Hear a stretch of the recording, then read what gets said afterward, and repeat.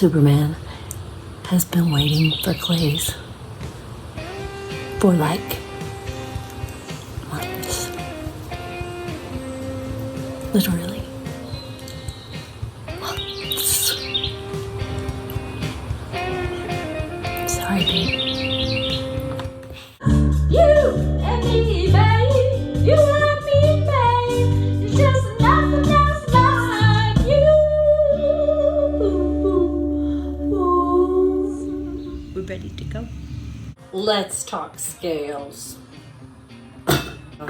This is a set of secondhand scales.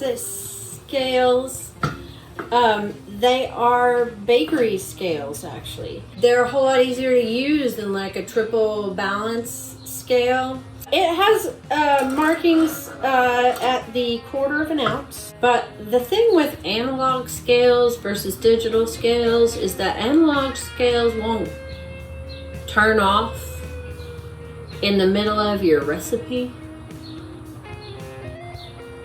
That's not a fun day.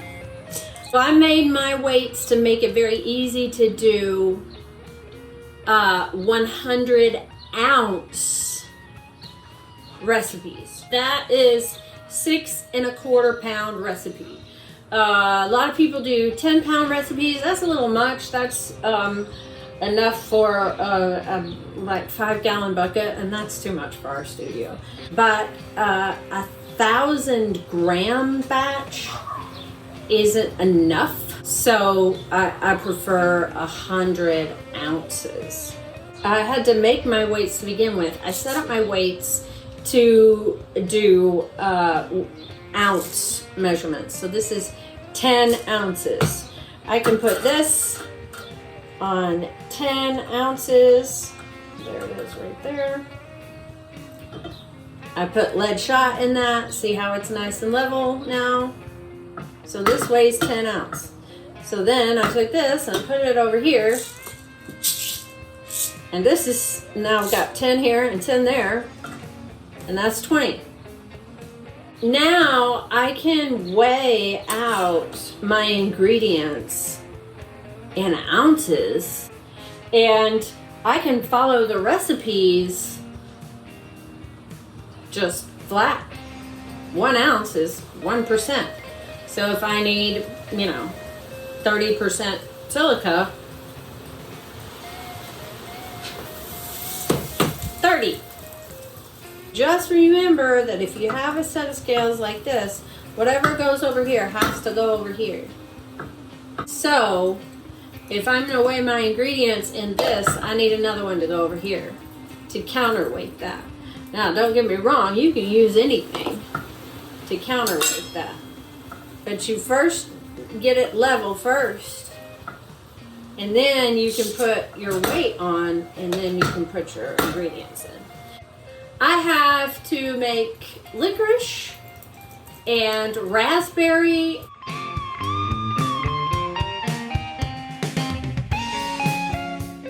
And see how sensitive it is?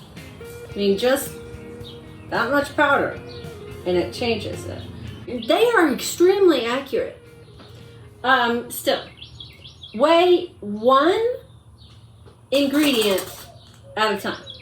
So I'm going to put the dry mix into a dry bucket. So this is the bucket of licorice, and this is the glaze that I am making, but I'm not putting this in this bucket. It will go in this bucket when I'm ready to add water to it. Before then, I'm just going to ruin what's left in here, which is plenty of glaze, if you ask me. But this one's not for me. This one's for Superman. So he's a little bit more particular than I am. That's probably why his stuff is so much more precise than mine is. If you make a mistake, you don't want to contaminate whatever you've got left.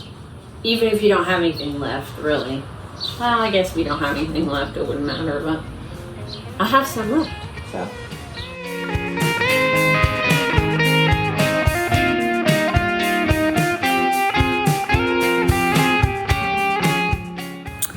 Apparently, the last time that I was supposed to buy custard or feldspar at the Pottery store, I bought Gersley Borate instead.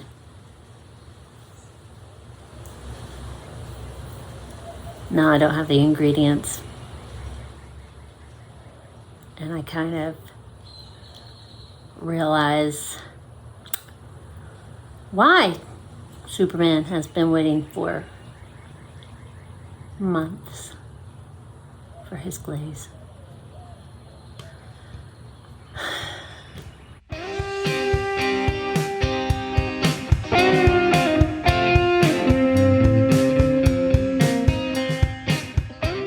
Crisis averted.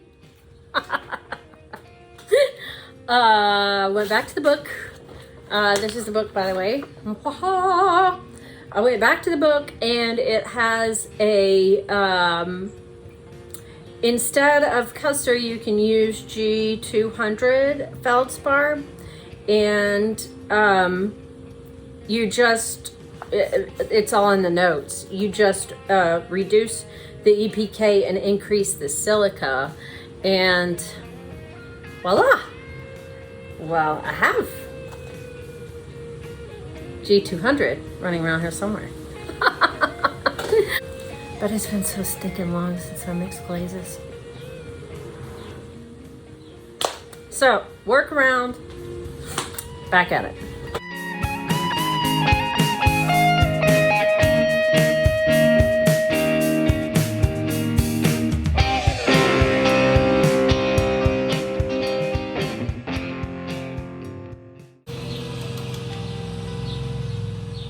Isn't that exciting? I need 9 ounces of red iron oxide. I have 8 1/4 ounces. I'm 3/4 of an ounce short. That is about 10% less than what I need.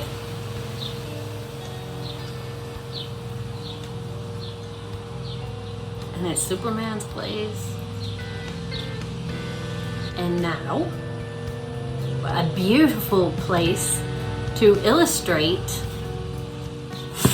that if I had already dumped this into my bucket, I'd be completely and totally screwed.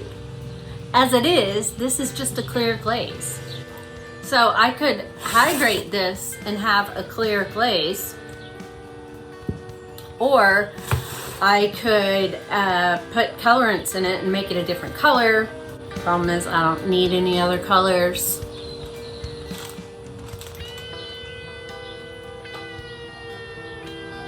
But I can't make this.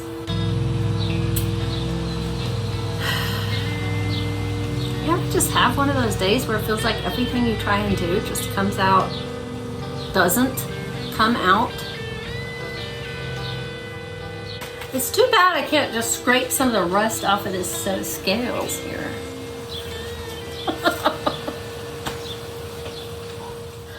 6 weeks at Fairy Castle and a trip to Austin later, voila! Red iron oxide. Woo!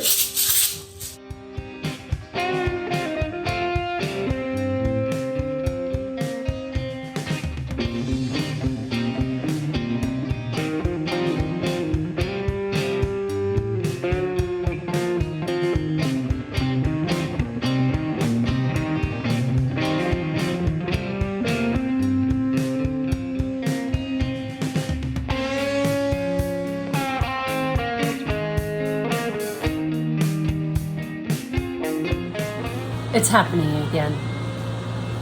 I can't find the bucket opener. It should be right over there. All wet glaze stuff goes in that cabinet. It's not hard. It's not hard. It's probably staring me in the face. So tips when actually mixing the glaze. First, make sure any old glaze that you have that you're adding your new glaze to is mixed up properly. That's gonna help with lumps and make your sieving process go faster. As well, mixing the dry ingredients together before you hydrate them will also help with lumps. And again, add the water to the older glaze, and then add the powder to the water, and then start your sieving process. We just sieve back and forth from the wet bucket to the dry bucket. For consistency's sake, write down your specific gravity and then let your glaze sit for a while before using it. A couple of days should hydrate it quite nicely.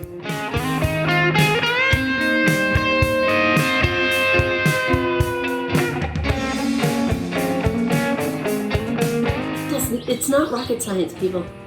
It is not rocket science. And then I put this there, and then I got 10, 10, and 20, 30. Oh my gosh. This is not making any sense whatsoever. So 6 weeks ago, I got out all the glazes that I needed to work on. I have looked at every bucket in this entire garage, and I cannot for the life of me find the raspberry. I'm serious. It's gone. I don't know where it went, but it's gone.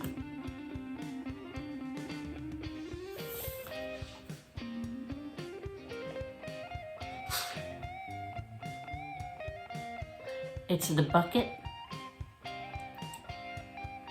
that the camera is sitting on.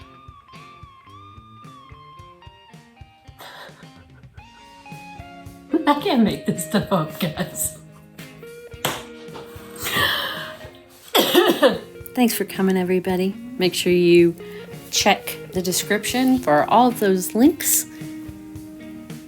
And as usual, you can find everything that we make here in this studio at callustemily.com. Go check it out.